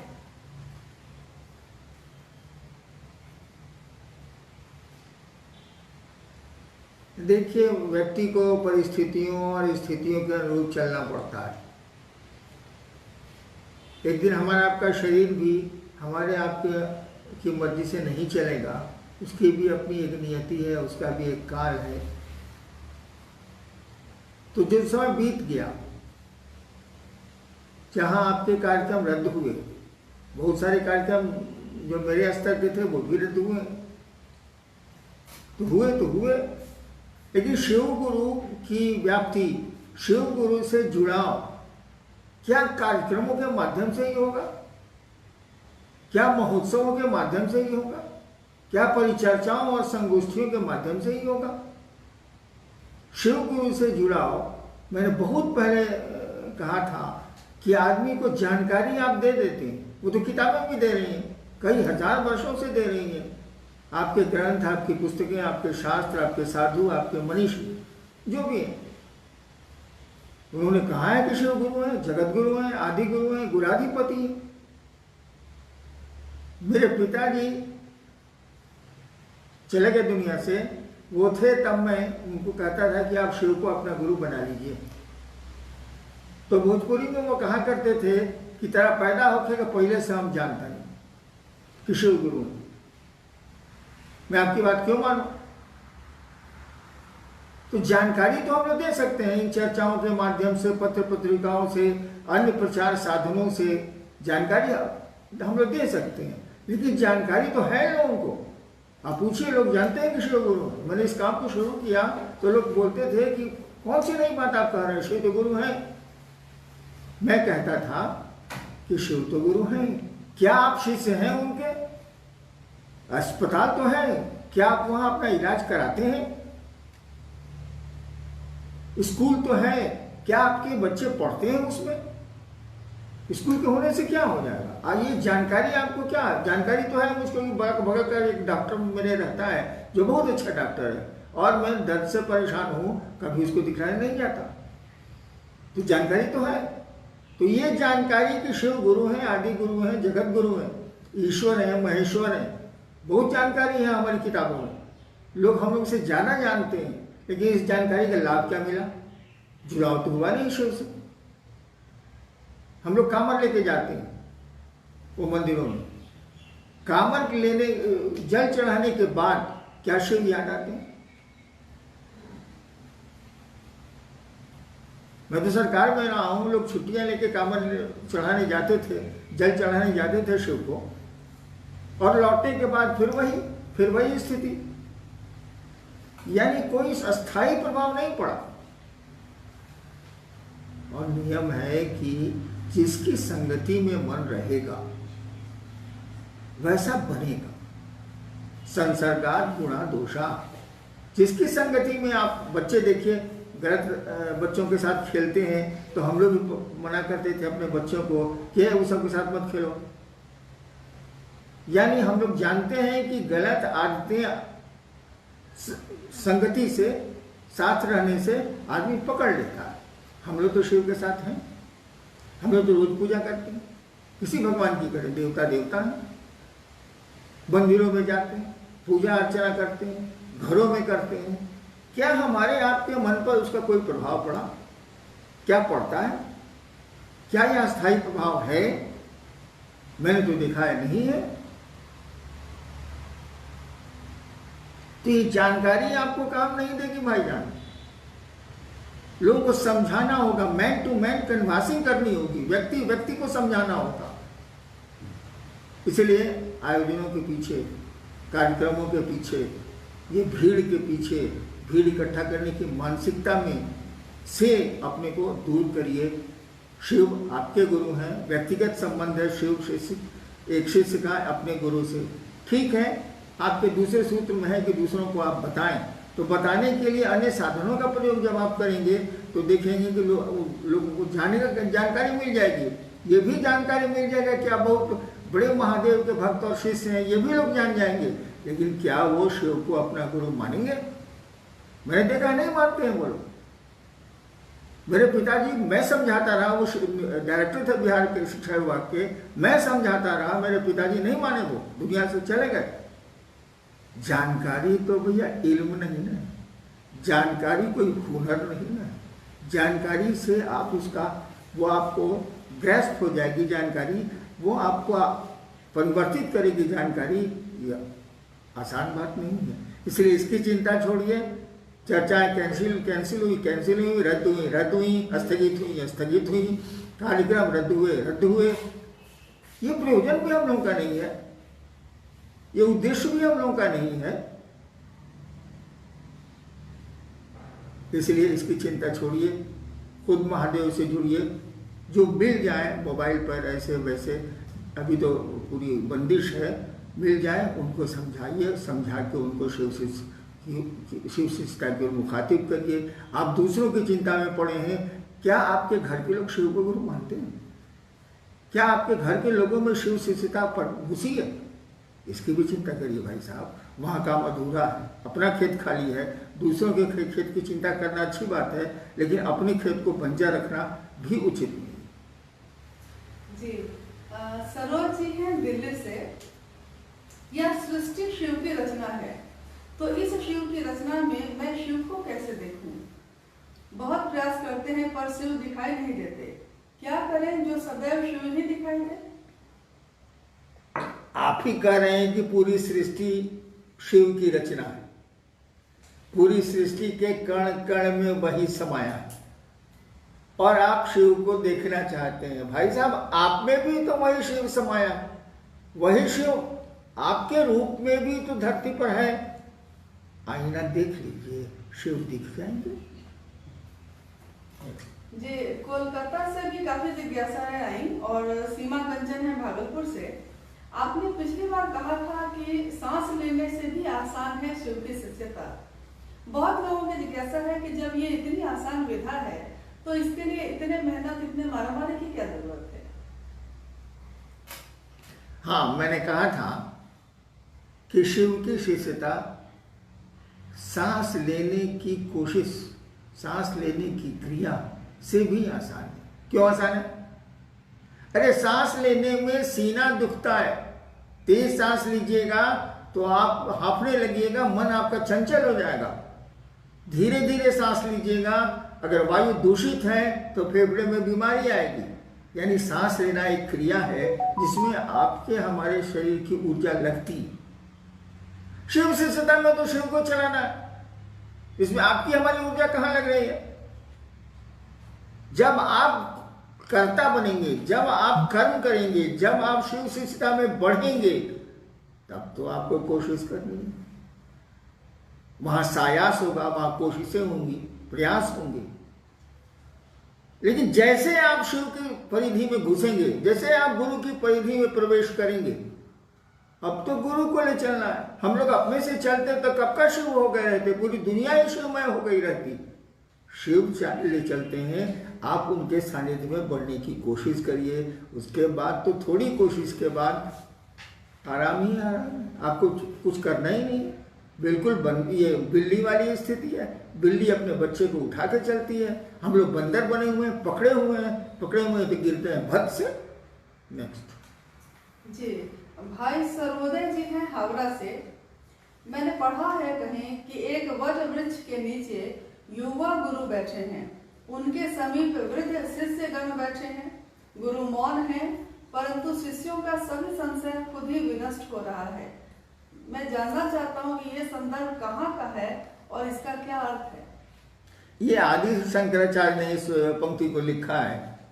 उसके पहले दक्षिण उपनिषद भी है, उसमें भी इसका उल्लेख आया। दक्षिणामूर्ति उपनिषद ऐसे है, उसमें भी इसका उल्लेख आया है कि एक विशाल वट का वृक्ष है जिसके जड़ के पास, मूल के पास एक युवा गुरु बैठे हैं, और उस युवा गुरु के जितने शिष्य हैं सभी वृद्ध। सबसे आश्चर्य की बात है कि वह युवा गुरु कुछ बोलते ही नहीं, तब भी उनके शिष्यों का संशय पल प्रतिपल छिन्न हो रहा है, खत्म हो रहा है। मौन ने आपको क्या क्या समझाया है भाई साहब, और बोल के हम लोग क्या समझे? मौन जितना समझा सकता है ठीक है, मौन को पकड़ना थोड़ा कठिन है। शब्द पकड़ में आते हैं, सूक्ष्म शब्द भी असुविधाओं से पकड़ में आते हैं, लेकिन मौन को पकड़ना कठिन है, इसीलिए बोलना पड़ता है। नहीं तो बोलने की जरूरत ही नहीं है, मौन संभाषण ही दूसरों को प्रेरित कर देगा। शिव तो कुछ बोलते ही नहीं, बोलने की जरूरत ही नहीं, प्रकृति कुछ बोलती ही नहीं। पूरे कार्यक्रम चल रहे हैं, सब कुछ चल रहा है, कुछ टूट रहा है, कुछ बन रहा है, प्रकृति कहाँ कुछ बोल रही है? वह परमात्मा भी नहीं बोलता है, बोलने की जरूरत ही नहीं है, और बोलने से काम चलता है, करना पड़ता है। प्रकृति करती है, वो शिव करता है, वह परमात्मा करता है, गुरु भी करते हैं। भाषणबाजी से गुरु का काम नहीं चलता है। हाँ, शब्दों को पकड़ना हमारे आपके लिए आसान होता है, इसीलिए गुरु शब्दों का सहारा लेते हैं, लेकिन शब्दों के सहारे शिव तक नहीं जाया जा सकता। शब्द पहले ही खत्म हो जाते हैं। वो आकाश तत्व की तन्मात्रा है, वो शिव, वो भगवती शिव तो उस पांचों तत्वों से बहुत ऊपर हैं, कैसे शब्दों से पकड़ाएंगे? मैंने कहा भी था कि नमः शिवाय आपको शिव से नहीं मिलेगा, शिव के एरिना में, शिव के क्षेत्र में फेंक सकता है, जा नहीं सकता। जी, बहन चांदनी है पटना बिहार से। मेरे गुरु शिव हैं, लेकिन जब भी मुझसे शिवगुरु संबंधित जिज्ञासा पर बोलने के लिए कहा जाता है, मैं घबरा जाती हूँ, मैं ज़्यादा बोल नहीं पाती। तो लोग मेरा भाव मापते हैं, कहते हैं मुझ में मेरे गुरु शिव के प्रति भाव और दर्द नहीं है। क्या ज्ञान होना ही शिव के प्रति दर्द और भाव दर्शाता है? ज्ञान होना शिव के प्रति दर्द दिखलाता है, ऐसा बिल्कुल नहीं। ज्ञान मस्तिष्क से पैदा होता है, समझ दिमाग से पैदा होती है, और भाव दिल से पैदा होते हैं, हृदय का पक्ष भाव।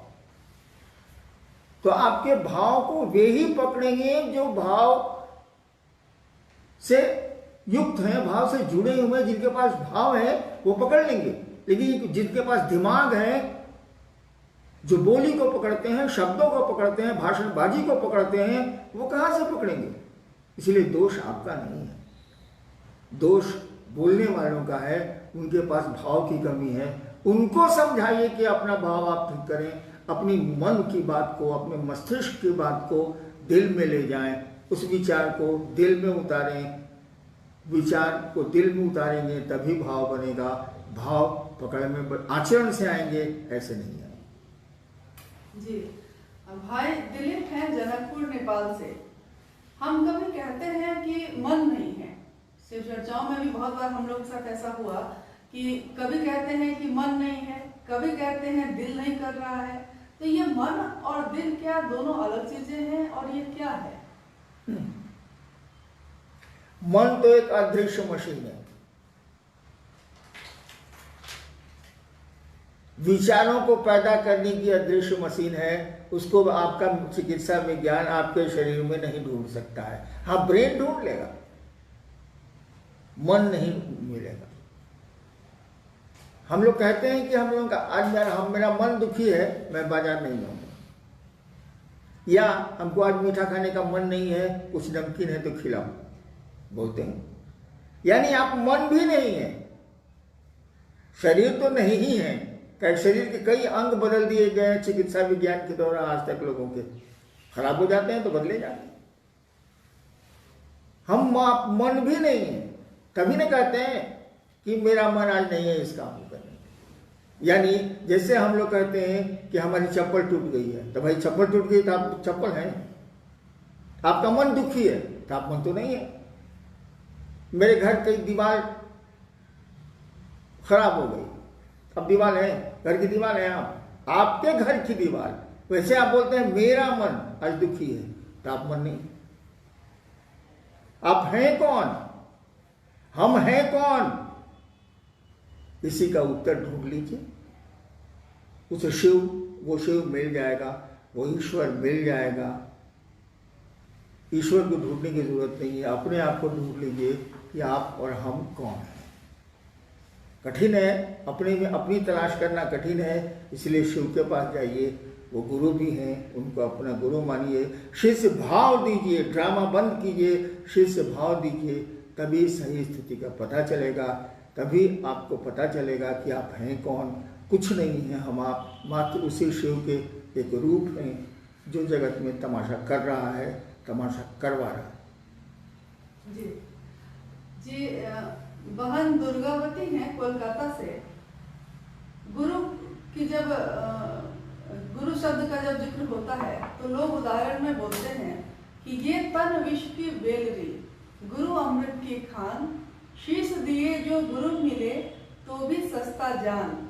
इसका अर्थ क्या हुआ? हम स्कूल के मास्टरों में हो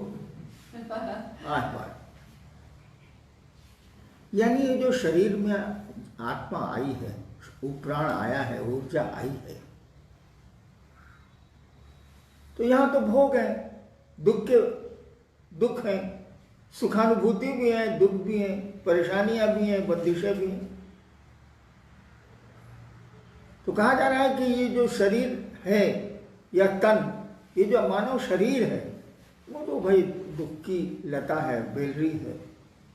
गुरु अमृत की खान, गुरु के पास जब आप जाएंगे, गुरु से आप जुड़ेंगे, तो वो अमृत आपके जीवन को परिमार्जित करेगा, शुद्ध करेगा, और व्यक्ति फिर इस जन्म मरण के बंधन से मुक्त हो जाए। जी भाई आशीष जी हैं पूर्णिया से।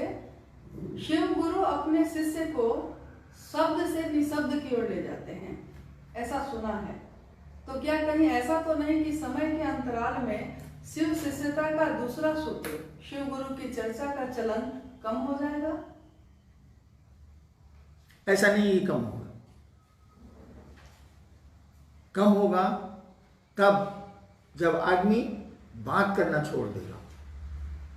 घरों में बात करना, बाहर बात करना, पत्नी से बात करना, बच्चों से बात करना, जब ये बंद होने लगेगा तभी शिव चर्चाएं बंद होंगी, क्योंकि चर्चा भी गप है। मत अंतर गप और चर्चा में यही है कि गप निरुद्देश्य होते हैं और चर्चा एक उद्देश्य के लिए होती है कि सामने वाला शिव की ओर चले, शिव को अपना गुरु माने, और यह बात हमको भी दिमाग में प्रवेश करे, मन में प्रवेश करे कि मैं शिव का शिष्य हूँ, मुझको भी शिव गुरु की ओर चलना चाहिए, शिव गुरु के आश्रम में पढ़ना चाहिए। ये कभी बंद नहीं होगा, चर्चाएं चलती रहेंगी, धीमी तेज चलेंगी। हाँ, अपनी सीमाओं में चलेंगी, जैसी परिस्थितियां होंगी, जैसी स्थितियां पैदा होंगी उसमें चलेंगी, बंद नहीं होंगी। आदमी का बोलना थोड़ा ही बंद होगा, जब बोलना ही बंद हो जाएगा तब चर्चाएं बंद हो जाएंगी, जो होगा नहीं। जी, बहन सपना है पटना सिटी बिहार से। हाँ, एक बात छूट गई, गुरु शब्द से निशब्द में ले जाते हैं। जी। आपने सुना है आकाशवाणी कैसे होती? वहां शब्द नहीं होते, वहां विचारों का संप्रेषण मौन होता है, और जिसके लिए आकाशवाणी होती है उसके मन में पूरी की पूरी बात ठीक उस तरह प्रवेश करती है जिससे जैसे पत्थरों पर अक्षर खोद दिए जाते हैं। वहां कोई शब्द नहीं, आपके कान भी नहीं सुनते, बोलने वाला मुंह से बोलता भी नहीं। वो ईश्वरीय सत्ता या शक्तियां जो ईश्वर तुल्य हैं, वो जब किसी को कुछ कम्युनिकेट करना चाहती हैं, संप्रेषित करना, जिसको आकाशवाणी बोलते हैं, संप्रेषित करना चाहती हैं, तो कोई शब्द नहीं होते और हमारे आपके कान भी नहीं सुनते। वहाँ नाक का, ज्ञानेंद्रियों का कोई उपयोग नहीं है। ये ज्ञानेंद्रियां मस्तिष्क का माध्यम है, ये आकाशवाणियाँ सीधे मस्तिष्क को जाती हैं, शब्दों की आवश्यकता ही नहीं पड़ती। लेकिन आप उसको वैसे ही पढ़ते हैं जैसे आप ख की किताब पढ़ते हैं, वहाँ शब्द नहीं। शब्द ध्वनि की तरंगे हैं, ध्वनि तरंगे जब एक लेवल के बाद बंद होंगी तो ये भी बंद होंगी। जी, बहन सपना रानी पटना सिटी से हैं। हम 3 सूत्र करते हैं, जिसमें तीसरा सूत्र है नमः शिवाय से शिव को, गुरु को प्रणाम करना, और इसके बारे में कहा जाता है कि ये प्राण मंत्र है। तो ये प्राण मंत्र कैसे है, इसका अर्थ कृपया समझाने की दया करें। प्राण मंत्र यानी वो आपके जीवन का सब कुछ है, वो जपकर्ता के जीवन का सब कुछ है। कोई भी मंत्र जब निरंतर आपको अपना बनाता जाता है या आप उसको अपना बनाते चले जाते हैं तो वो परिवर्तित हो जाता है प्राण मंत्र में। उसी को कहा जाता है प्राण मंत्र, यानी उसके अलावा किसी मंत्र की कोई कीमत नहीं होती। और वही प्राण मंत्र बाद में सभी मंत्रों का समेकित रूप हो जाता है, और जब करता या साधक अपने प्राण मंत्र से ही यथासंभव अपने काम निकाल लेता है, लौकिक हो या पारलौकिक। नमः शिवाय तो प्राण मंत्र है ही, क्योंकि मंत्रों का नियम है कि ये देवताओं का नाम है। हर एक देवता का एक नाम होता है जिसको मंत्र कहते हैं।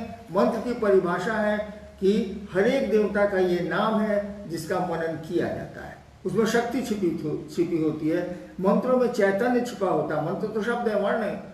मंत्रों में शक्ति छिपी होती है, मंत्रों में चैतन्य छिपा होता है।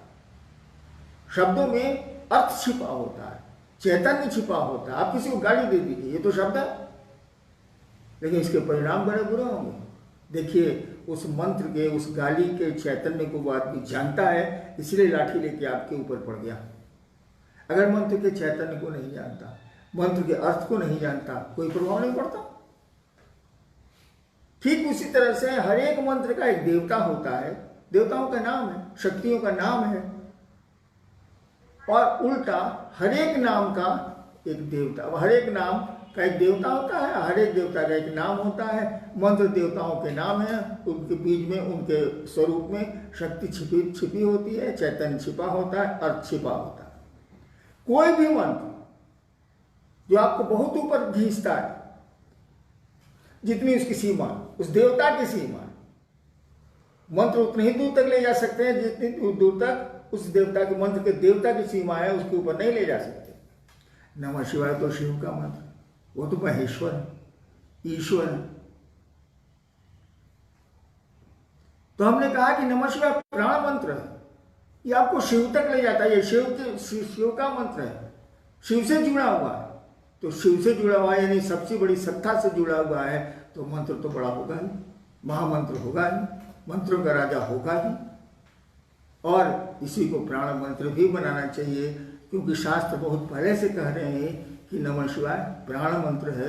इसको अपने प्राण में समेटो, अपने प्राण के चारों ओर इसको लाओ, इसका जप करो, इसका मनन करो। मंत्र का मनन होता है, मन जिसको बार बार दोहराए, मनन होता है।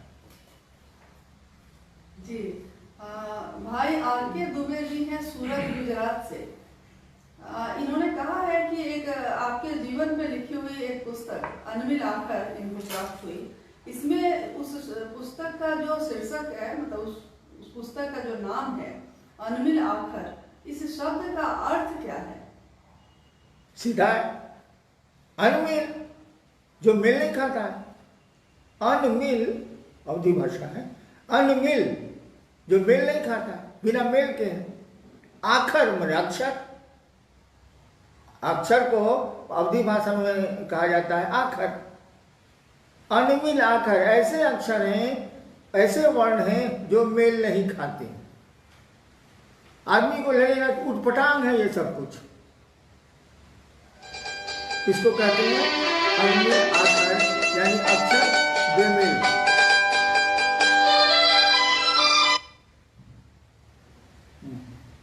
हाँ जी, आप अक्सर कहते हैं, बहन सुनीता है समस्तीपुर बिहार से, कि आपने बहुत बार कहा है कि ज्ञान के कांटा से अज्ञान का कांटा निकाला जाता है और दोनों कांटे फेंक दिए जाते हैं। जबकि लोगों के अंदर तो ये समझ है कि ज्ञान को रखना चाहिए, तो ये ज्ञान क्या है और क्यों उसको फेंक देना चाहिए? मैं 71 साल का हो गया हूँ। मेरे घर में भी, परिवार में भी बड़े पढ़े लिखे लोग रहे हैं।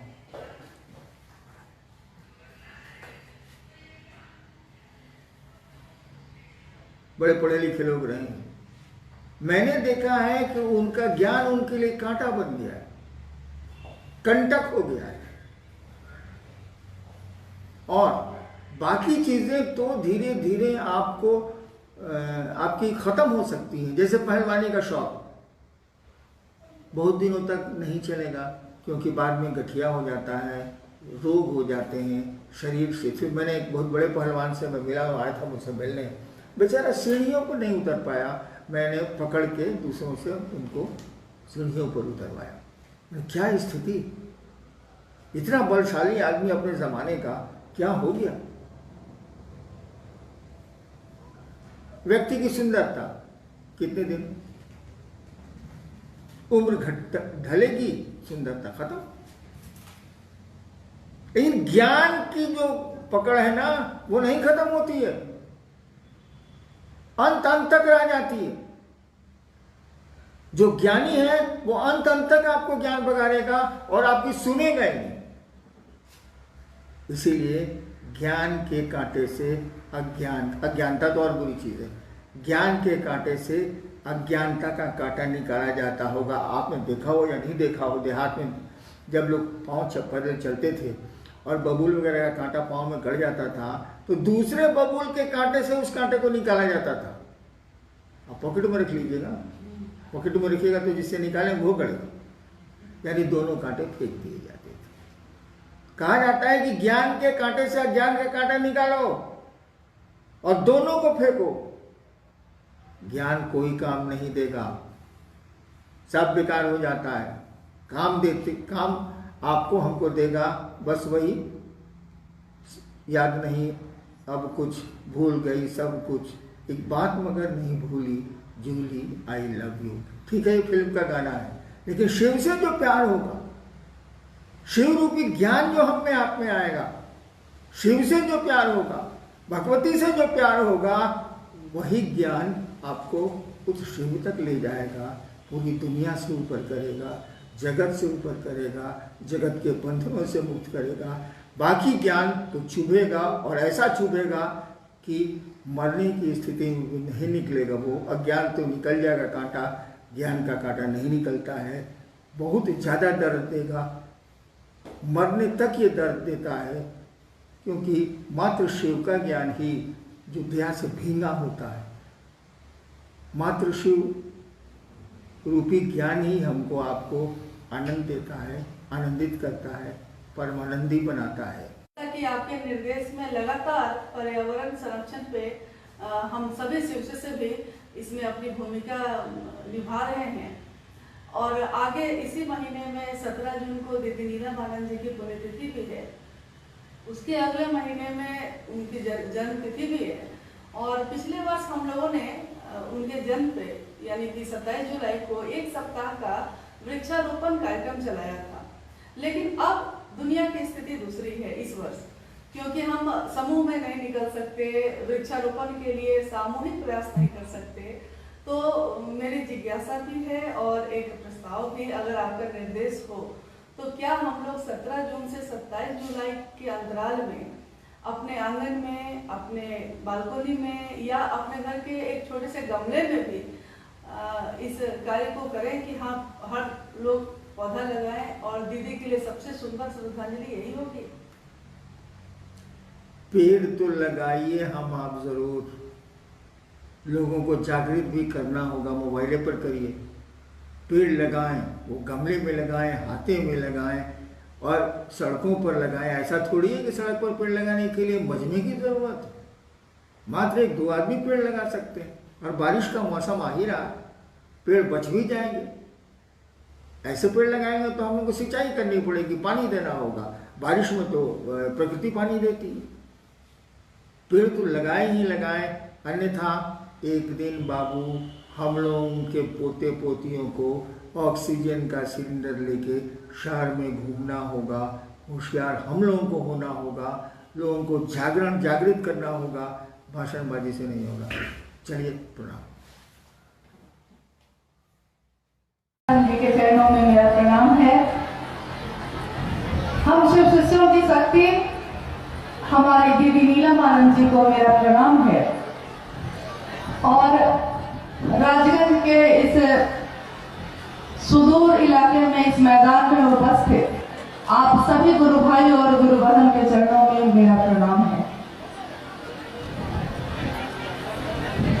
आपने विषय सुना मेरा, शिव गुरु कार्य में हमारी सहभागिता।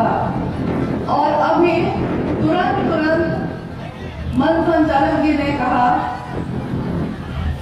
कि शिव की दया होगी कैसे, जब आज इस मैदान में खुद साहब उपस्थित है। कौन? जिन्होंने हमारे आपके जीवन में शिव गुरु को उतारा है। आप जब तक थोड़ा शांत होके इस जगह पे खड़े हैं तो खड़े होके, बैठे हैं तो बैठ के, लेकिन अगर मन ही शांत नहीं हुआ, बोली ही शांत नहीं हुई, तो शिव की दया का परिणाम दिखेगा कैसे? तो मेरा अनुरोध है पहले कि अभी कुछ समय के बाद आज का ये कार्यक्रम भी खत्म हो जाएगा। इतनी दूर से आए हैं आप सब, हम सब आए हैं एक ही सोच के साथ इस यात्रा में आए कि मेरे और आपके सबके गुरु जो शिव है, उनकी बात होगी, उनका महोत्सव होगा, महा उत्सव होगा। और उस उत्सव में स्वयं साहब की उपस्थिति होगी, जिन्होंने हमारे आपके जैसे सामान्य से सामान्य लोगों के जीवन में शिव की शिष्यता उतारी है। तो सोचिए कि जब वो खुद उपस्थित हो और शिव की बात हो रही हो, उस जगह का माहौल कैसा होना चाहिए, ये तो आपको खुद विचार करना चाहिए। क्योंकि इस जीवन में मेले बहुत लगते हैं, बहुत जगह पे हम लोग मेले में जाते हैं और घूम के लौट आते हैं, लेकिन ये मेला नहीं है। साहब अक्सर कहते हैं कि शिव गुरु के लिए जो शिष्यों का प्रेम है, हमारे गुरु शिव के लिए जो उनके शिष्यों का प्रेम है, इसके बारे में कुछ यूं कह सकते हैं आप कि ये इश्क है, कोई तमाशा नहीं है। ये इश्क है, कोई तमाशा नहीं है। शिव गुरु की बात है, शिव की शिष्यता की बात है। और किन लोगों के बीच है? वैसे लोगों के बीच है जो जंगलों में रहते हैं, पहाड़ों में रहते हैं, जिनके जीवन में कोई सुख सुविधा आराम नहीं है। उन जैसे अति सामान्य लोगों के भी गुरु शिव हैं। और ये सबसे बड़ी संपत्ति हमारे जीवन में आई जो हमने इस काल में जन्म लेके पाया है। और साहब जो उपस्थित हैं उनके लिए हम सब बड़े प्रेम से कहते हैं कि स्वागत है हे युग पुरुष तुम्हारा, स्वागत है हे युग पुरुष तुम्हारा, तुमने जमीन पे गुरु शिव को उतारा। कौन है शिव? कौन है वो शिव जिसको हमने और आपने गुरु माना है? हमारे आपके घर में जिसकी पूजा होती आई है, आज से नहीं, हजारों वर्षों से, हजारों सालों से घर घर में जिस शिव की पूजा होती आई, उसी शिव का एक रूप जगत गुरु शिव का रूप है, लेकिन हम उस रूप से जुड़े नहीं। हमने भगवान के रूप में उनकी पूजा की, हमने भगवान के रूप में उनसे मन्नतें मांगी और हमारी मन्नतें पूरी हुई। यानी वो शिव जो भगवान है वो हमारे आपके जैसे सामान्य से सामान्य जीव की बात भी सुनता है। आप जहां भी पुकारेंगे, प्रेम से पुकारेंगे, प्रेम से याद करेंगे, वो शिव उतरते हैं। और जिन्होंने उतारा है वो आज खुद यहाँ उपस्थित हैं। इस महान संकल्प में कि शिव सिर्फ मेरे गुरु नहीं, एक एक व्यक्ति के गुरु हो जाए, जन जन के गुरु हो जाए, इस महान संकल्प में एक एक व्यक्ति के द्वारा जो सहयोग होता है, जो काम किया जाता है गुरु का, वही होती है हमारी सहभागिता इस बड़े काम में। एक बहुत बड़ा काम का संकल्प लिया गया। कौन सा काम है ये? कि शिव सिर्फ मेरे गुरु नहीं, शिव एक एक व्यक्ति के गुरु हो जाए। क्योंकि आज तक आदमी के जीवन में यही होता आया है, जो चीज उसको अच्छी मिली उसने खुद तक ही रखा, दूसरों को नहीं कहा, दूसरों में नहीं बांटा। लेकिन एक इंसान का ये स्वभाव नहीं होता, एक इंसान का ये गुण नहीं होता कि वो कोई भी अच्छी चीज खुद अपने तक रखे, दूसरों तक नहीं पहुंचाए। क्योंकि कहा गया है कि भगवान ने, महादेव ने जब इस दुनिया को बनाया और इस दुनिया में बहुत सारी रचना हुई, उन सारी रचनाओं में सबसे सुंदर रचना इंसान है।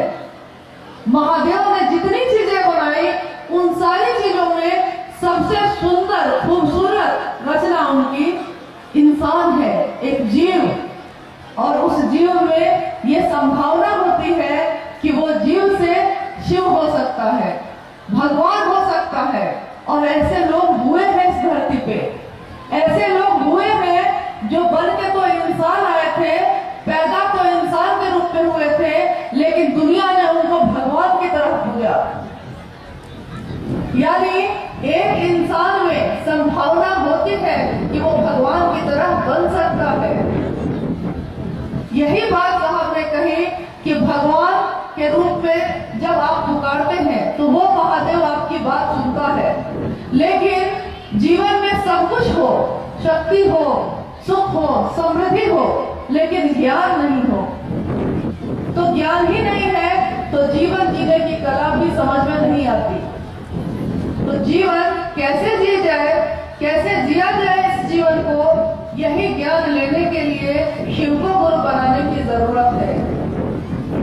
क्योंकि जिस दुनिया में हम और आप रहते हैं, आप देखते होंगे सिर्फ धनबाद ही नहीं, झारखंड और भारत के अन्य राज्य सारे जगहों पे काफी चीजें हुई, तरक्की हुई, उन्नति हुई। पहले जब हम हाथ के पंखे से हवा देते थे, आज एसी और कूलर पे पहुंच गए। पहले घर में दिया जलता था, आज एक बटन दबाते हैं और बल्ब जल जाता है। देखिए, घर का अंधेरा, घर में छाए हुए अंधेरे को आप बिजली की रोशनी से रोशन कर सकते हैं, उजाला ला सकते हैं।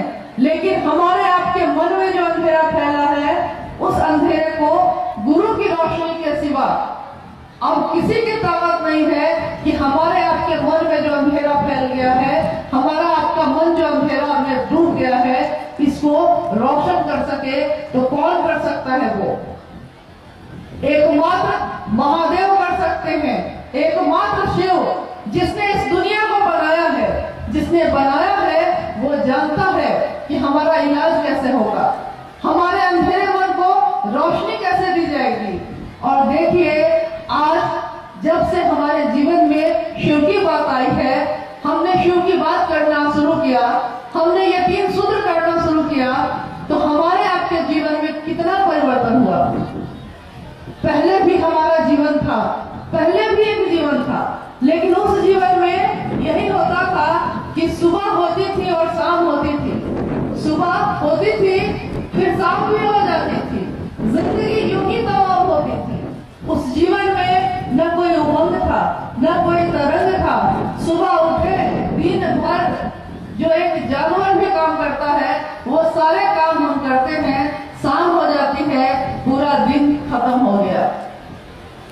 लेकिन आज का जीवन, अब का जीवन जो है, जब हमने शिव को गुरु बनाया है, जब शिव हमारे गुरु हुए हैं, इस जीवन में देखिए क्या है, इस जीवन में कितने रंग है, इस जीवन में कितनी उमंग है। कहाँ आपने गाड़ियां लगाई है और कहाँ से आप पैदल चल रहे हैं। कहीं किसी के चेहरे पे थकावट नहीं नजर आती। कैसे, कौन सी उमंग है ये, कौन सी ये तरंग है, कौन सा ये उत्साह है।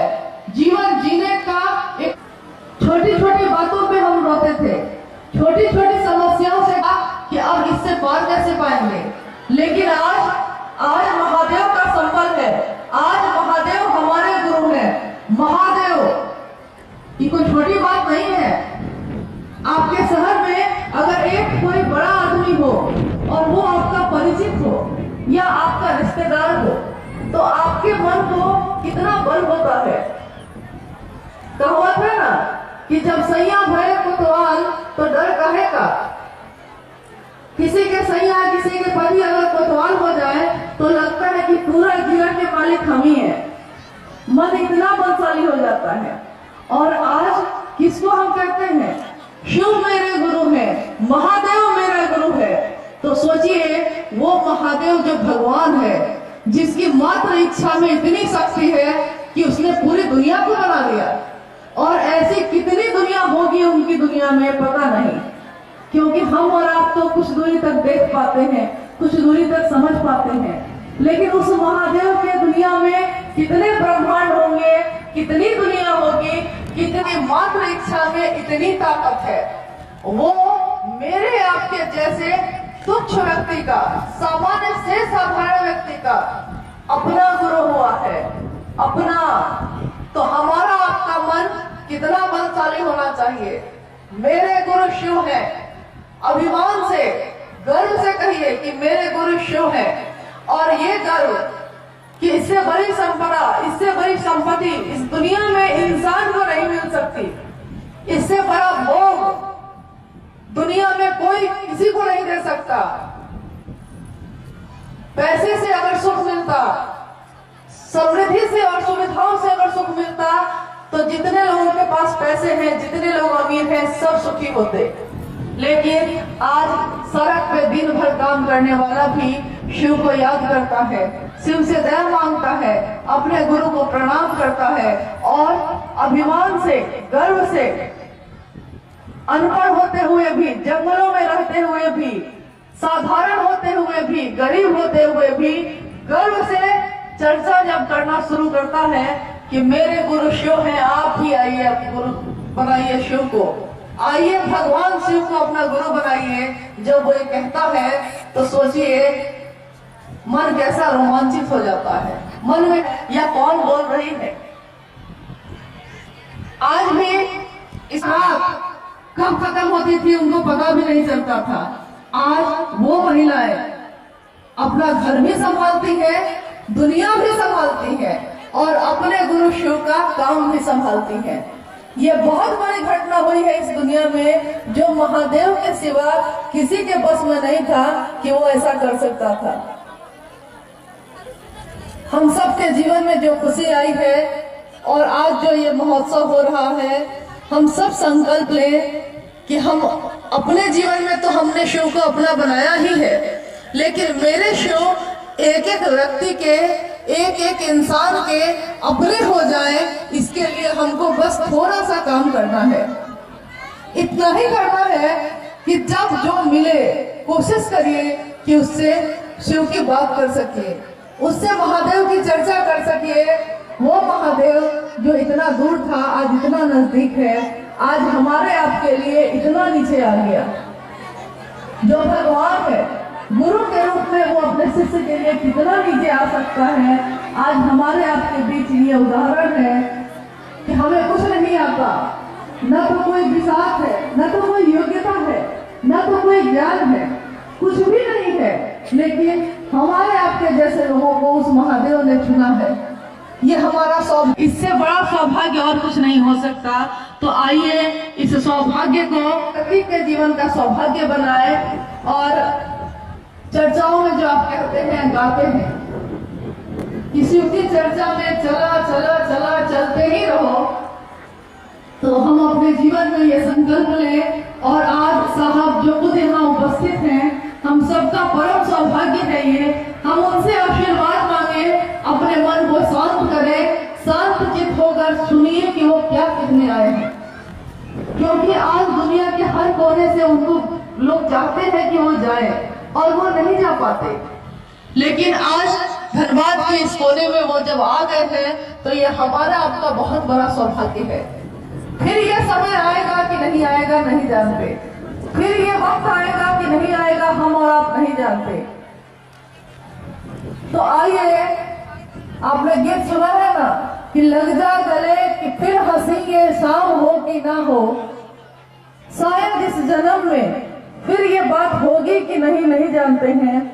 थोड़ी देर में साहब खुद यहाँ उपस्थित होंगे, उनके मुख से अपने गुरु शिव की बात हम सब सुने और अपना सौभाग्य मानकर अपने हृदय में इसको, अपने दिल में इसको संजो कर अपने घरों को वापस लौटे। कुछ नहीं मिला।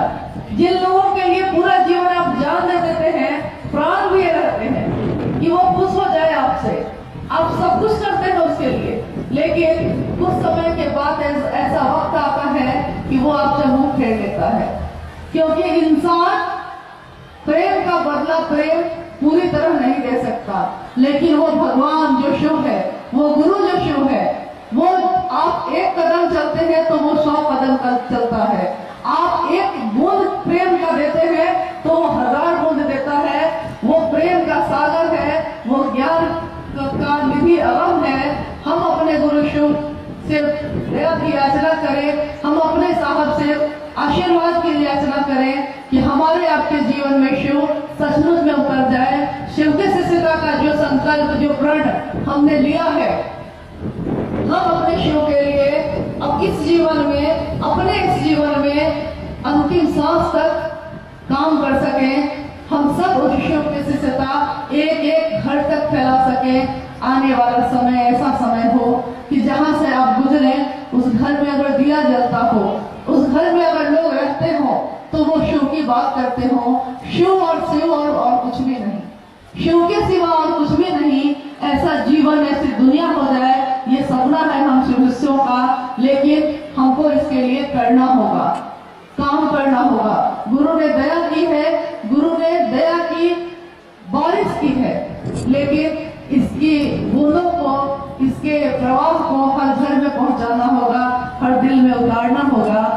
इसके लिए आप सब आगे आइए और साथ होके बैठ जाइए, साहब की बात को सुनिए। जहां है जैसे है वहीं से हलचल मत करिए, क्योंकि कुछ देर के बाद तो फिर वहीं लौट के आपको जाना है जहां से आप आए थे, उसी दुनिया में फिर लौटना है। क्योंकि ये दुनिया, बड़ा सौभाग्य होता है हमारा कि ये मिलती है दुनिया। तो आज इस सौभाग्य को थोड़ा संजो के रखिए। आप सबसे अनुरोध है कि आज इस महोत्सव में जो आप आए हैं, तो इस महोत्सव का महत्व समझिए। महोत्सव में जो बातें आपने अब सुननी है साहब से, आप जो सुनेंगे अभी,